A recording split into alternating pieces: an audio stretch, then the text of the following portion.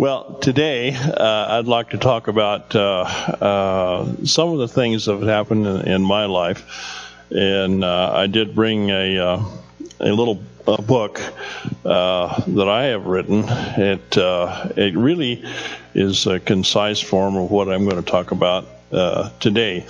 The preface of the book is that no two pilots, that's what I got into, have ever flown the same trail or airways. And really, when you think about it, no two people have done the same thing either.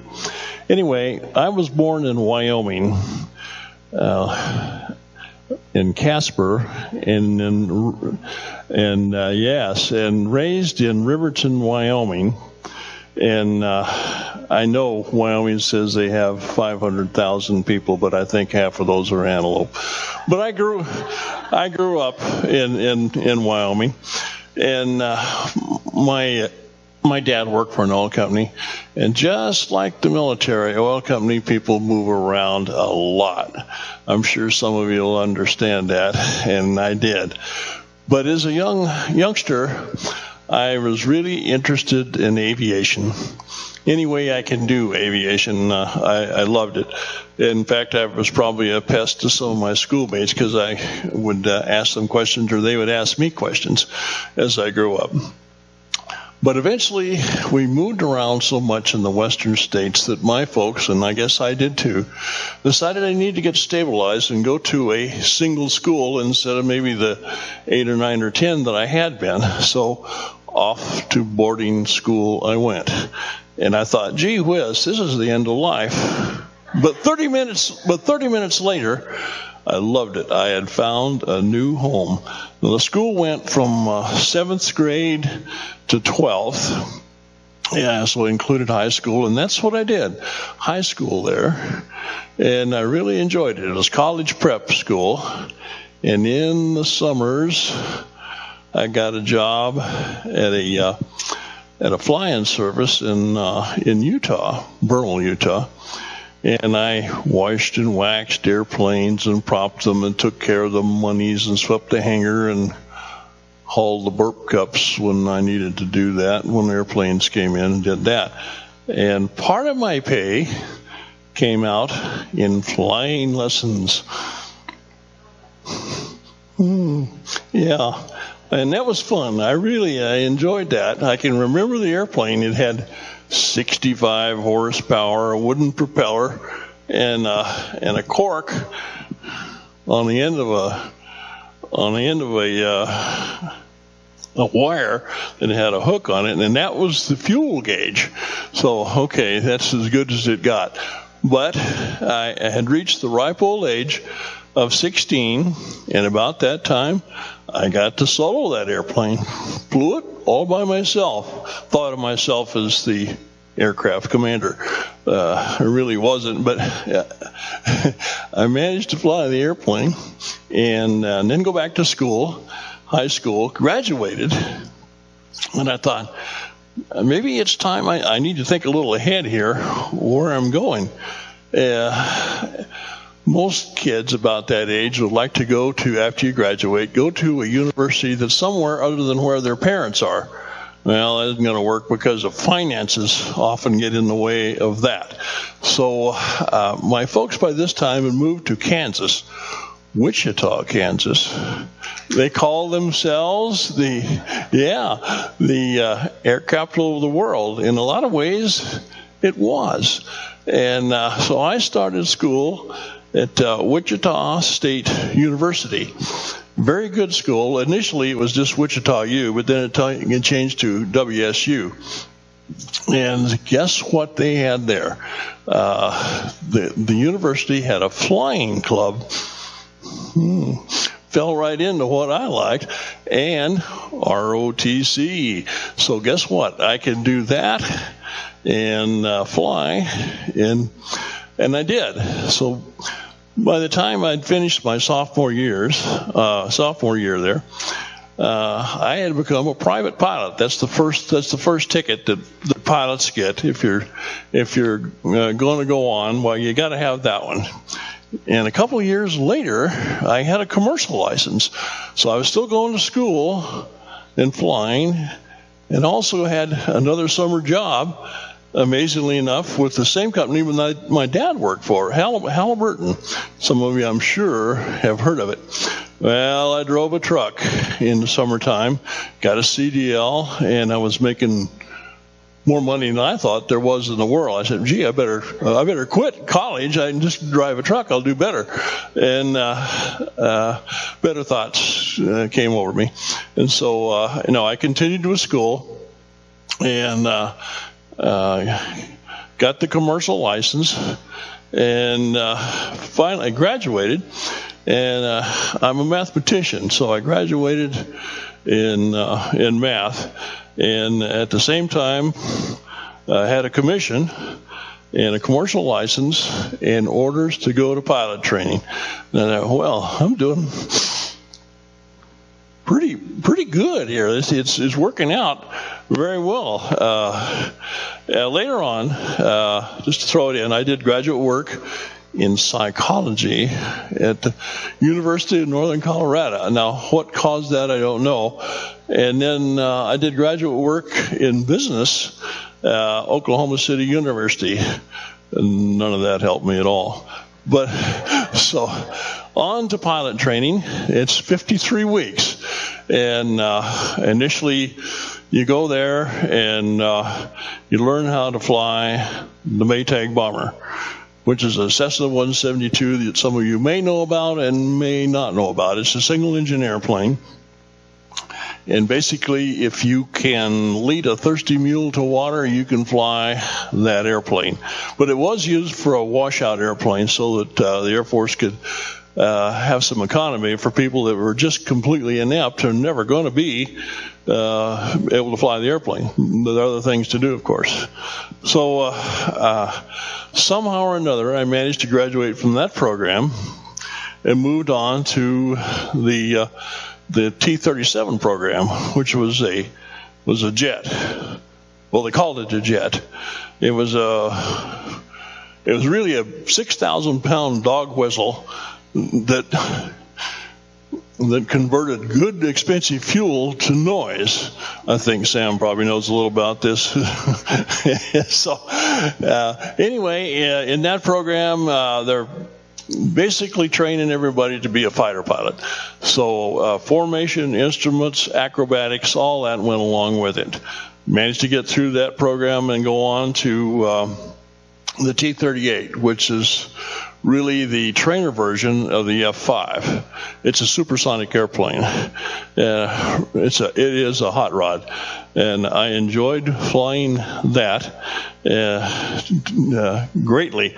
The theory was at pilot training that if you soloed that airplane and you were not smoke on the horizon and managed to get it back and talk about it, and it was reflyable, you were probably going to graduate. So there you were. It was a fun airplane. So I did graduate from pilot training, 53 weeks, pretty hard work. And I put in my dream sheet. Everybody has a dream sheet. I really liked mini motors. The more motors, the better. 4 would be good because you think, well, maybe later on I might go to the airlines and this would be a good experience. Well, and that worked okay to a certain degree until SAC found me. Now, they were replete with 135s and B-52s. Well, I got in on the B-52 program, and it was a good program. Now, the B-52 has 8 engines, not 4, and there were many models of it. I think Sam knows something about that. Yes, very good airplane, though, and they're still flying, still going, even though we've had other models come about. So I got into that program, and very interesting. Went to a place called Castle Air Force Base. It's in Merced, California. And since closed, used to be an empire. Empire is a city of its own. Sam knows too. Surely was. I was going through that. Had several models there to fly. And of course, you had to do quite a bit of flying and get checked out. And on one flight, I was flying with a Colonel Richardson. I'm sure none of you know him. He had a little something to do with the Tybee Island drop and that sort of thing back in B-47s and the KC-97, where they had to drop some weapons not far off of Savannah, not on purpose. It was weather, an accident, and it went on and on and on.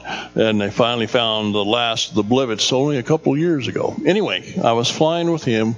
We were doing transition down in March Air Force Base, not far from Riverside, California, really. While we were doing our last little bit of transition, checking me out, we were rotated, brought the nose up, and got hit by something. Don't know what it was at the time. We had approximately 90,000 pounds of fuel on board, and all looked pretty good. We were on our last landing. We're going to head back to Castle, Merced Air Force Base. We're looking at the gauges, and there's a totalizer, and it's going down pretty fast. There's about 10 tanks on that airplane and about 10 fuel gauges and a totalizer. So you're busy checking gauges and that sort of thing. I believe this was an F model, which means nothing, I don't think, but it was a B-52 anyway. And so, well, okay, let's head back to Castle. We won't get too high, 24,000 feet, that's all we need. And we started climbing 80,000 pounds. 70,000 pounds, 50,000 pounds, 40, 30. Things are looking bad. We have a pretty good leak we're going to have to take care of. Emergency transfer of fuel not working. Well, let's see what. I had to come up with something else, and there wasn't any real answers. We had to declare an emergency because we were running out of gas. And, well, all right, maybe could jump out of it, but that didn't seem like a good idea, or the Sierras, not at all. So we elected to fly the airplane back to Castle, and this is in the 60s. And, okay. We'll keep everything clean, no gear down for a long time, no flaps, no speed brakes, anything that's drag to keep the fuel down. And declared our emergency, got the shortest turn on final, still held the gear until the last minute, then finally the flaps. And we looked at the fuel gauge, plural, there's nothing. We were out of fuel. But the engines are still turning. So I thought, well, Lord, can you give us 20 seconds more fuel? We got it. And so we landed and got the, it's a miracle. We got the aft truck down, put the front truck down, and we flamed out on the runway. Couldn't get off. Wasn't enough power to do anything. The only thing that we had left was a battery switch, and a couple of instrument lights, and that was all. We didn't make the turn off, whatever. And I thought, well, if I could just get this 20 more seconds, I could get it on the runway, and I'll be able to answer all the questions the Board of Inquiry, I'm sure, are going to ask for the next week, because it'll be, I'm sure, the firing squad for 30 days, electric chair for 30 days, followed by a good hanging. And then I can turn my wings in and forget the whole thing. So the safety officer met us.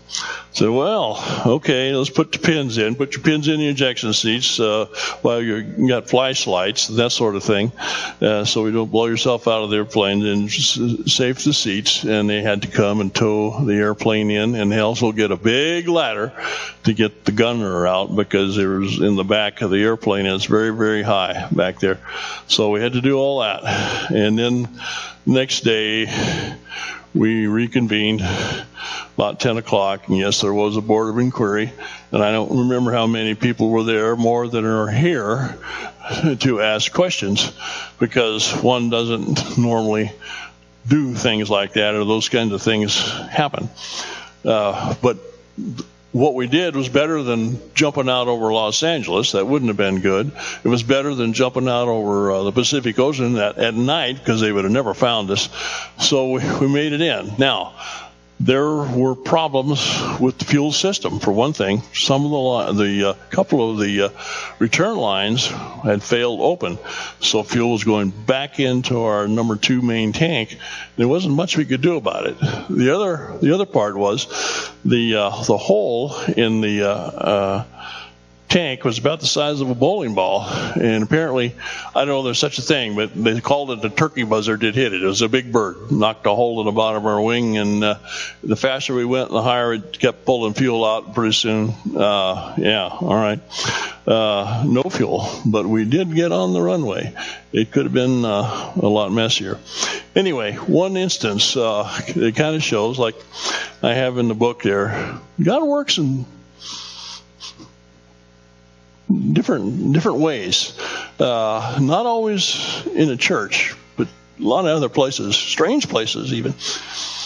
Anyway, I finished that program. Now that's a 6-month deal. SAC is very thorough, as some of us know. You go to school and go to school and go to school. If you're out very long, then you're going to go back to school and learn it again and again. And I had to do that with the B-52 several times. Anyway, I got assigned to a base, Plattsburgh, New York. So, yay. So, well, it's pretty desolate up in that area, from Watertown, and there's not much going on. So, yeah, it's beautiful. So, I was stationed there, and flew a newer model. They had a G model, which was a luxury compared to the steam engine I was flying in Castle. So checked out in that. And then pretty soon, as you know, in the 60s, the Vietnam thing was going wild. And under SAC, we had a program called ArcLight. And sooner or later, if you're on a crew, you're going to be in the ArcLight contingency, which means you're going to transition back to an older airplane, a D model, that definitely was a steam engine. Steam gauges, water, what a cantankerous airplane, but it did fly. And it flew fairly well. Back to Castle, transition to an older airplane, and then to the Pacific Ocean, Southeast Asia, to fly that airplane. And it was a bomber. It was capable of carrying conventional weapons, and did. My first assignment, as a lot of SAC people know, Sam knows, was right there at Anderson Air Force Base on Guam. And the mission out of there in that airplane to go to in-country and do business was 6 hours out, an hour in-country, 6 hours back. So you were into 13 hours in that thing, thinking about all kinds of things, but it took half a day to get it done. And the airplane did well. The plan was you're going to do business in either Cambodia or Laos or the places we weren't bombing that you knew about. We were bombing there, of course, and in Vietnam itself. So 80,000 pounds of fuel over the Philippines to get the job done. Go in country, come back out, and then you had to climb to about 51,000 feet to get back. Save fuel. So it was flight of 3, stacked up to the height of last airplane, 51,000 feet. somehow or another the regulations that the Air Force had went out the door, because it said if you go above 50,000 feet, you had to have a pressure uniform and a helmet to wear. Well, that went away because we needed to get the job done. So there it was. So come back, and the expected fuel, got a lot of fuel problems in my history. Expected fuel back at Anderson was 20,000 pounds, which sounds like a lot unless you have 8 engines, and that's not much. And if you set each engine to have 3,000 pounds, you got what, 24,000 pounds you're burning. It goes away pretty fast. Normal deal is to start a descent about 100 miles back so that you could be cleaned and land on Guam in its bowl-type runway and everything under control. Because you're either going to land there, or you're going to have to jump out of it, or you're going to ditch. There wasn't any place to go. Guam is pretty much on its own, but a unique place. So on this tour, I did two tours in the B-52, and we were coming back about 300 miles out, and the gunner, who was in the aft compartment under his own pressurization, said, well, I'm losing pressure. It's in PSI, which means he's got oxygen, but it's a pressurized cabin. You can't survive without pressure at that altitude, which means we had to come down. If you come down, those engines are going to burn more fuel. Now you're really hurting when you get back to Guam again. So we made an emergency descent, let the gunner crawl out of his little cabin and come forward. He had to depressurize whatever he had left, and then come on the a crawlway on the right-hand side of the airplane all the way to the front cockpit, which had to be depressurized as well. And we went down to 10,000 feet. 8 engines at 10,000 feet doesn't leave you much gas.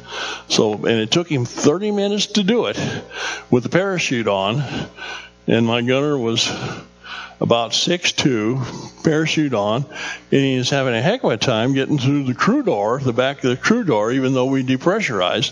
And that's where when you do that, and then the dead flies and the mice and everything else are out there as well. So we invited him in, got him in the forward cabin, and started checking to see how the fuel's going to be. It's not looking good. So, but we did make it back to Guam, and we had between 5,000 and 10,000 pounds, which wasn't really bad, but it wasn't good either. That was not the desirable thing. So, but it worked. I think we had a little help again. So I finished another tour with B-52, and maybe the most exciting thing on that tour was I landed in Utapao with only 5 engines, which is okay. I don't know. I can't remember now what it was, oil pressure or something. The B-52s operated out of Guam, Kadena, which is Okinawa, 8-hour flight from there. Utapao was 4 or 5 hours, maybe even a little less. Utapao is in Thailand. So, and I lived there. So I've lived in some strange places, just with the B-52. I finished up that tour, got back to Plattsburgh. They're closing down for the B-52s, and they're going to do something else. And I thought, okay, one chance to do something else. So the Air Force and the Tactical Air Command were looking for idiots to fly as a FAC on the trail. And so I held my hand up, and I'm going to be a OB-10 FAC driver back, and I will be living in Vietnam. The training, however, was almost another year. If you're going to be a FAC and you're going to work with fighters, you have to be a fighter pilot. You have to be qualified. So I go back to school. I did that at a place called Cannon Air Force Base, It's in Clovis, New Mexico. So I learned to fly. Again, we went back, rushed up on formation and acrobatics, flew the F-80 and the T-33, BT-33, and went to a range where they shot guns and dropped bombs and rockets called Melrose Range. So it was a tough life. Fly a 4-ship out there, shoot the targets, come back, and hang around the club and tell everybody how rough it was.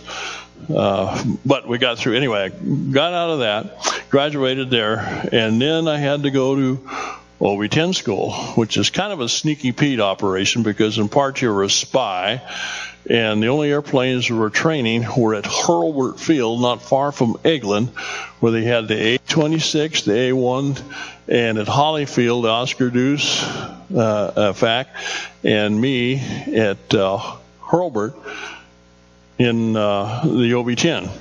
Right back to basic fighter tactics, learn everything. Acrobatics, a fully acrobatic airplane. You could pull 6.5 or 7 Gs with it. It had guns on it. You could carry bombs, and it can certainly carry rockets, and it did.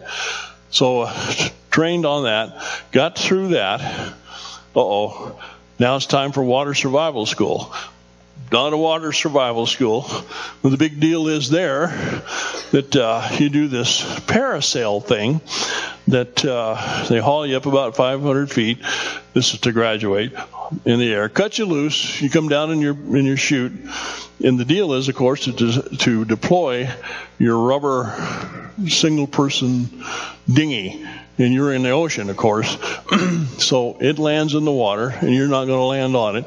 So the big deal is, you would think, well, I'll just pull this boat right under me. It doesn't work that way.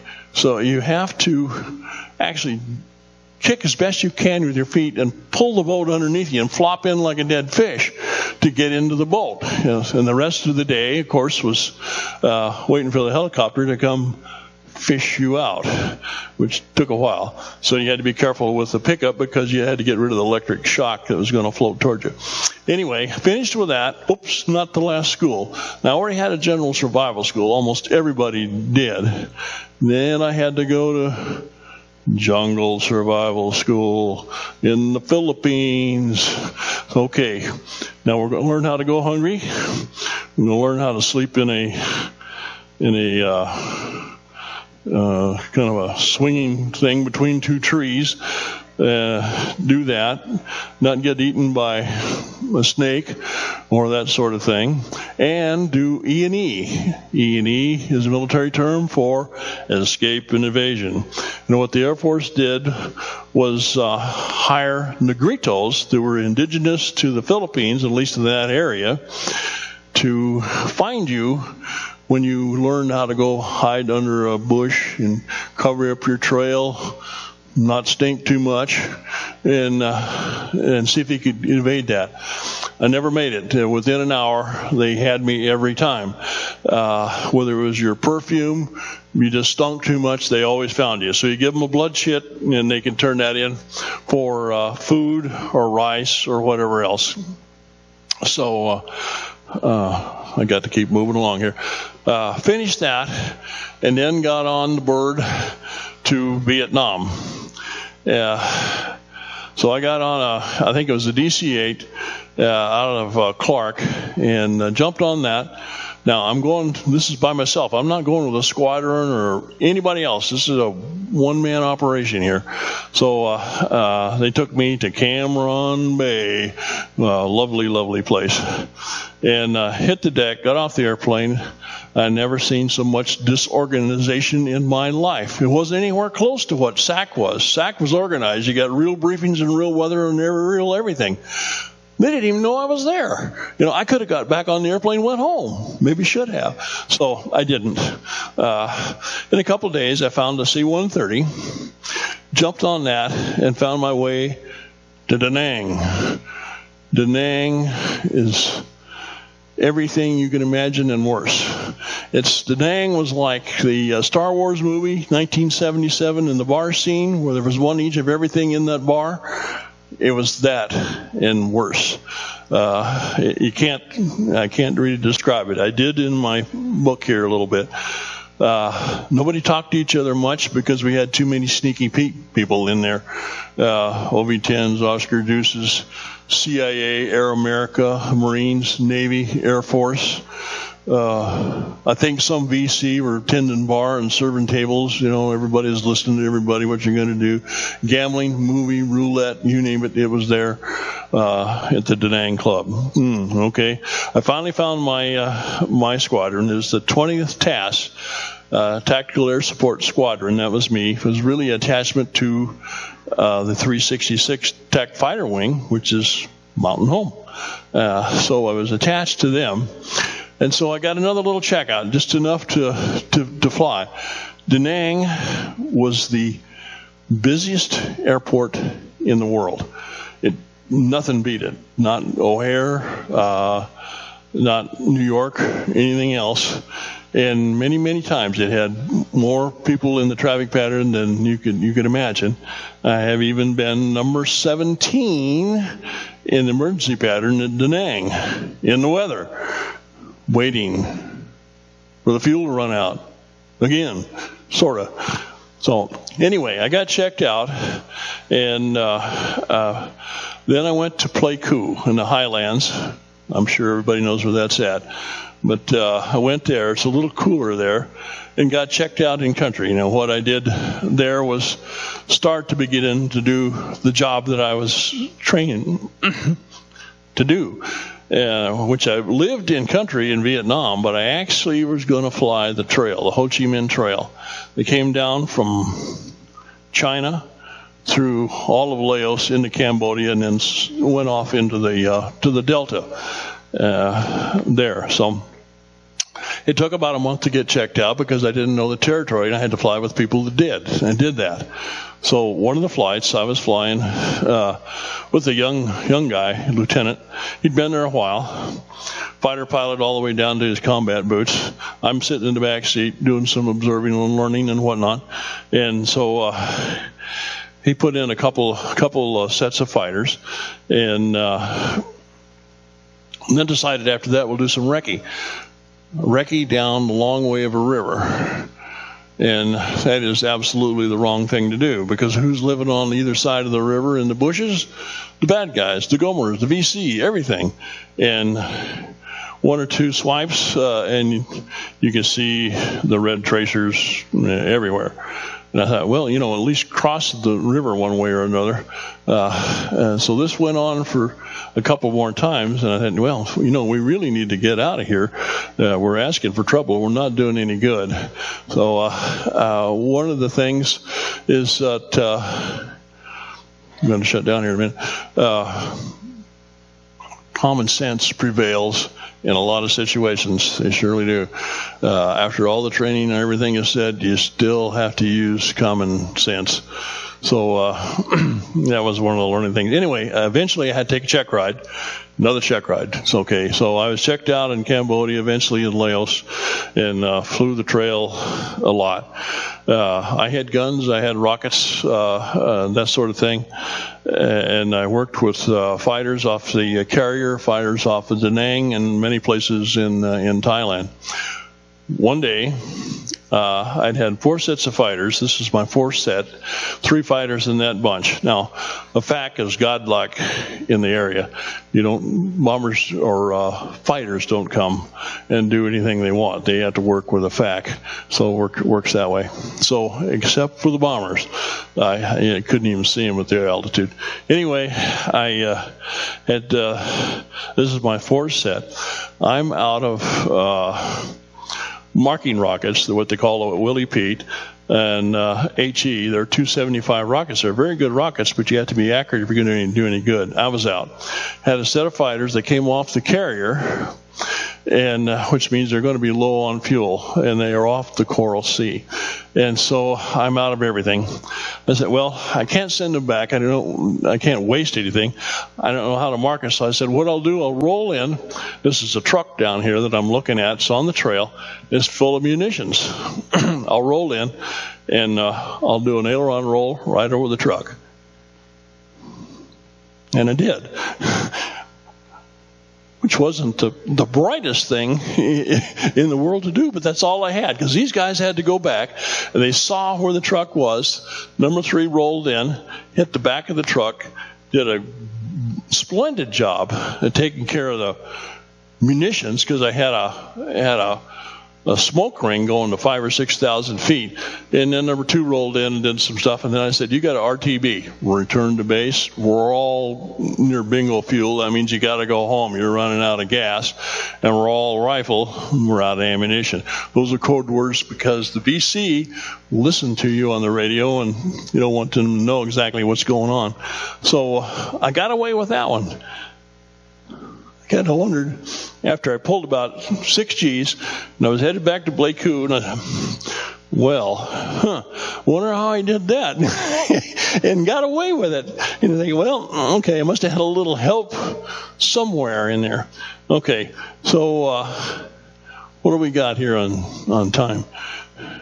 2 more minutes? 2 more minutes. Okay, I got out of the Air Force and went to work for Halliburton Company. Eventually flying, oil companies fly everywhere in the world. Flew the CEOs mostly. I lived in Oklahoma and got the aviation manager in Dallas wanted me to come down and fly because they did all the international flying. So that's just about what I did, international flying. In the last 5 years of my career, a little more, Dick Cheney showed up. I went and picked him up in Jackson Hole. He drove up to the airplane, and I'm looking down. I kind of suspected who it was. Oh, yeah, I'm Dick Cheney. I said, okay, you want your bags? Now I just put them upstairs. So I hauled him to Dallas and had a car for him. He went to his place, which Halliburton already had fixed, and took care of that. And then for most of the time, I took him about anywhere you can imagine. Algiers, Hassi Massoud, Chittagong, Dhaka, Russia, Baku, all over Africa. We went to Victoria Falls and various other places.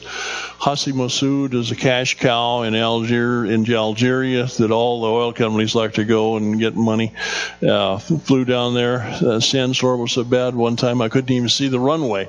Had to make a low approach, come back, and finally the wind had blown enough that I could see the runway, see both sets of lights, because I didn't want to put the airplane on one side and be bogged down there and take a camel out. I have ridden a camel, by the way.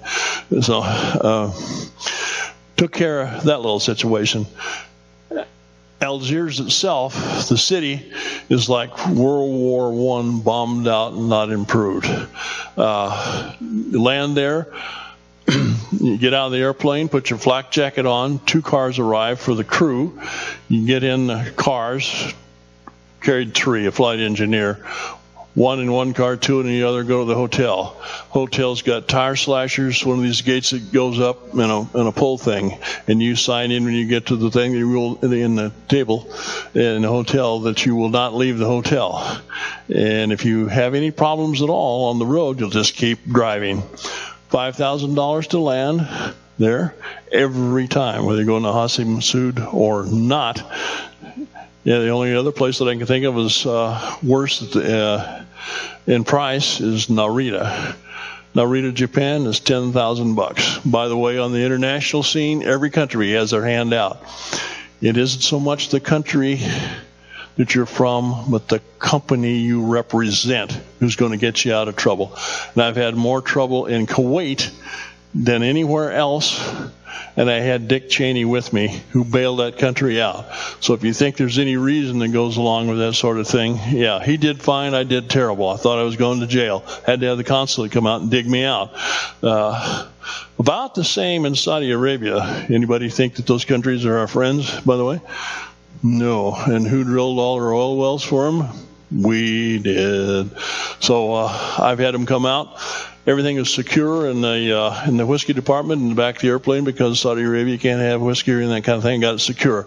They came out a dozen times and finally said, we're going to have to empty all your stuff. We'll pour it down the toilet. I had Dick Cheney with me. He was talking to the prince. Obviously, it doesn't make any difference at the airplane. So I told him about it when he got back. Okay, this is the way it works, I guess. So it always is.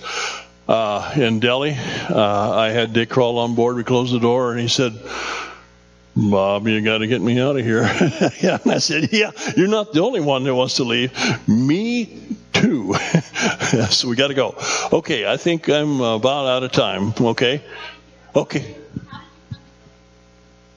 I wondered, let's see, I hadn't been in a church, this is terrible, before I got here, in 54 years. Okay, yeah. So, it was a bit. Now, stuff I've glossed over is I got married, and we stayed married for 34 years. Wonderful wife. She died a few years ago. She traveled with me a lot, not on my trips. I had my own airplanes, by the way. We did some really nice traveling.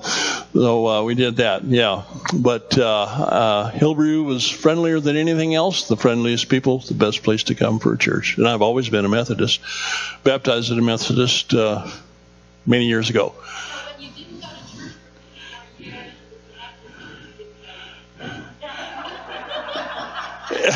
I like that. That accreditation is very good. When I went to boarding school, I call it reform school. It was a Presbyterian boarding school. You can't tell the difference between there and here, and some other churches.